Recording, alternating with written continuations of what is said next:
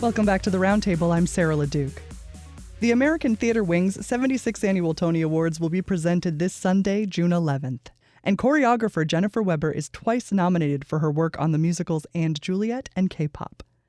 Weber has collaborated with Disney Plus as an executive producer and choreographer for a new film version of the hip-hop Nutcracker, a project she conceived, co-wrote, and directed first as a stage show that tours annually and was captured as an Emmy-winning PBS special. Her film directing debut, While You Were Gone, which she wrote, directed, and choreographed, premiered at the prestigious Dance Camera West Festival and won a 2022 Emmy for Outstanding Arts Entertainment Short-Form Content. Jennifer Weber is an Olivier Award-nominated, Emmy Award-winning, and now twice Tony Award-nominated choreographer and director for stage and screen, and she joins us now. Welcome to the Roundtable. Thanks for having me. I want to congratulate you on your 2 Broadway debuts and 2 Tony nominations for those debuts. What an incredible year it has been for you. It really has been incredible. I am so grateful for all the amazing people I got to work with, and just this whole experience has been so joyous and momentous. How did you get attached to these 2 productions? We're going to go back and learn more about you in a minute, but let's talk about these two shows. How did you become attached to the 2 Broadway shows, and what did it mean to you to open 2 shows on Broadway so close together? And was Broadway a goal of yours? I think Broadway was something I experienced as a child. My mom took me to see a chorus line on Broadway when I was about 8 or 9. And I just fell in love with theater. I didn't understand it at that time that I could actually do something like that. It just seemed like something like magical humans do, not something like real people do. Mm-hmm. I sort of started as a choreographer in more like the commercial and concert dance space. And I got attached first to K-pop, which I actually worked on for about 8 years, first as an off-Broadway show and then bringing it to Broadway. And kind of funny, I got in sort of connected with And Juliet from somebody who had seen my work in the off-Broadway version of K-pop. So it's just, it sort of shows you how your work just can bring you to new places. Mm-hmm. Tell me about your choreographic, if that's a word, approach. How do you begin a project? What do you put into it? What do you want the dancers you work with to feel or experience as they work on a piece of yours?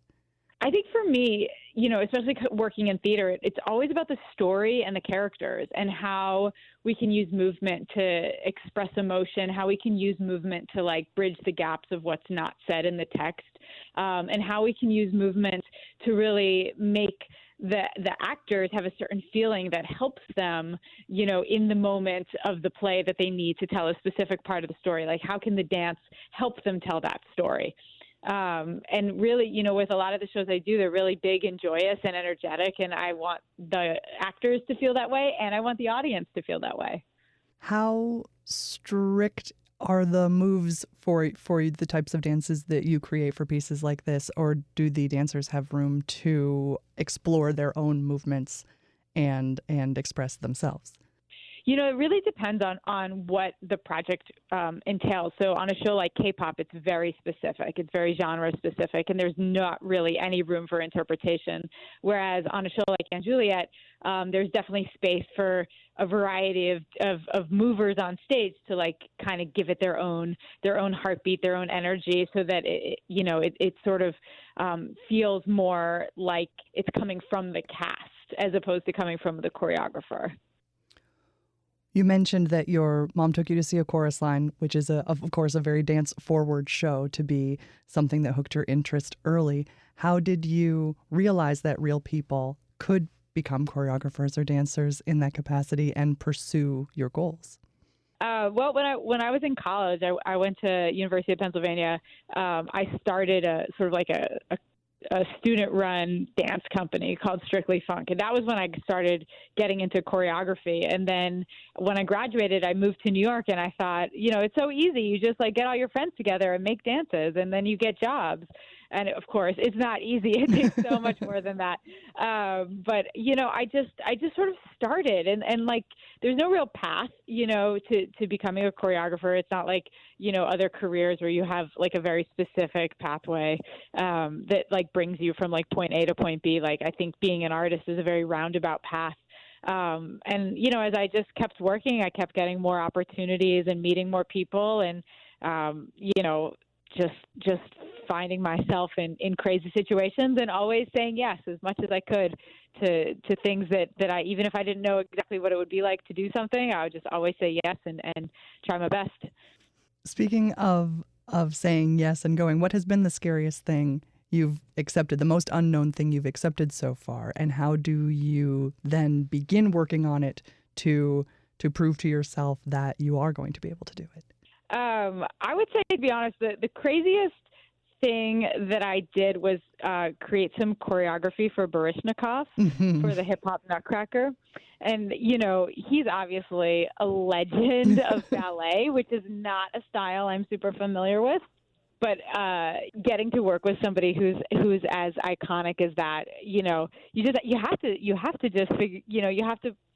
How do I explain? You have to trust yourself. You trust all your experiences and what you do and the energy in the room. And I think so much of making art is about the energy and the vibe in the space and how that inspires you. And when you get to work with an icon like Baryshnikov, it's just very inspiring. How did that happen that Baryshnikov was connected with you for the new version of the Hip Hop Nutcracker? He had actually seen a video of the stage version that we did as a capture for PBS, and he actually reached out to me because he loved it so much. And then he asked me to choreograph for his gala, and then we just sort of built a relationship. And so when I was doing the Hip Hop Nutcracker, I had to ask him to come be a part of it. But I hadn't actually choreographed on him before. We had only been sort of like in the room together, but not like in that same way where it's really me being like, and this is the step. you know? So that was the first time we really got to do that, was for the Hip Hop Nutcracker. That's incredible. And Juliet is running at the Stephen Sondheim Theater currently. Unfortunately, K-pop closed early, so people can't see it now. But the music in And Juliet is familiar. It is Max Martin's songs, #1 hits that a lot of people know, a lot of which have iconic music videos. Did you eschew that past choreography to create all of your own, or did you want to reference some of the iconic dances that accompanied the music in previous iterations?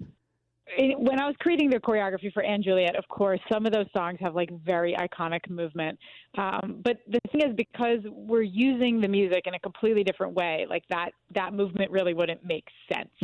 So, we had to kind of let go of like what people would recognize of those songs and really make sure we were staying true to that moment in the story and how that song plays within the context of the show.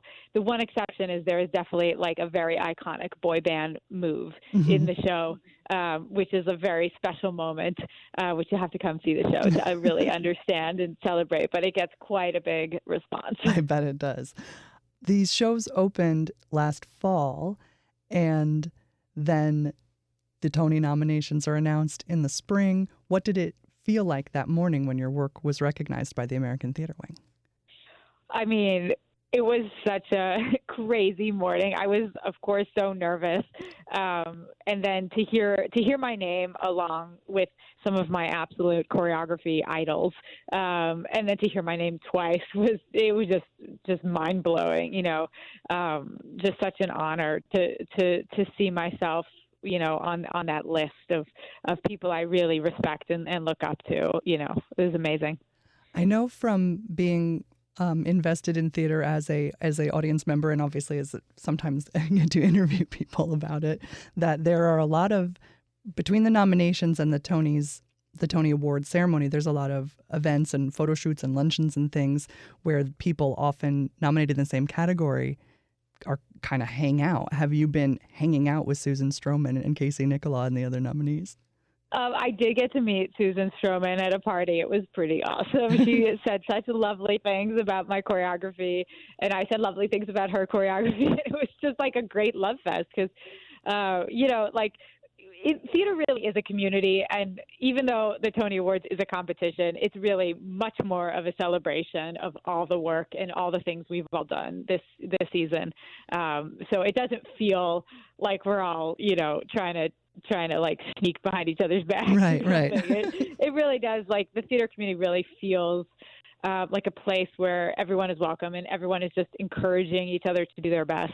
Because, ultimately, like, theater is a very collaborative art. And so, whether we're in rehearsal room or at the Tony nominee luncheon, it's like we're all just encouraging each other and our industry to succeed. What have you been working on recently, or what do you have coming up that you're allowed to tell us about?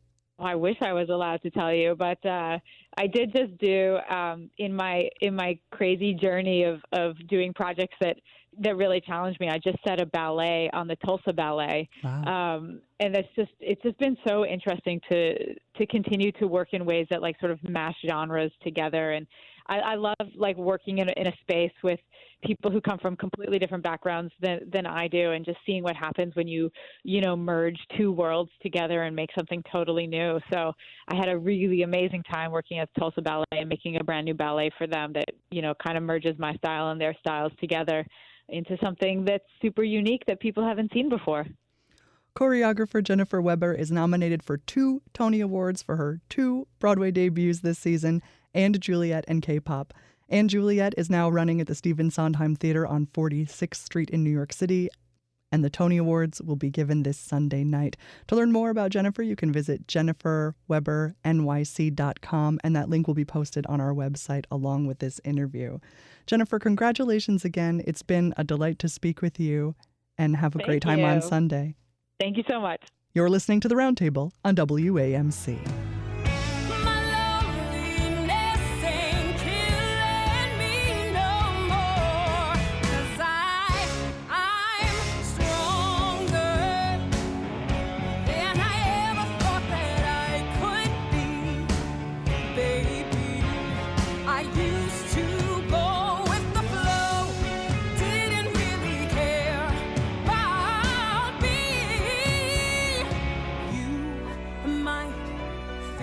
That I can take it, but you're wrong.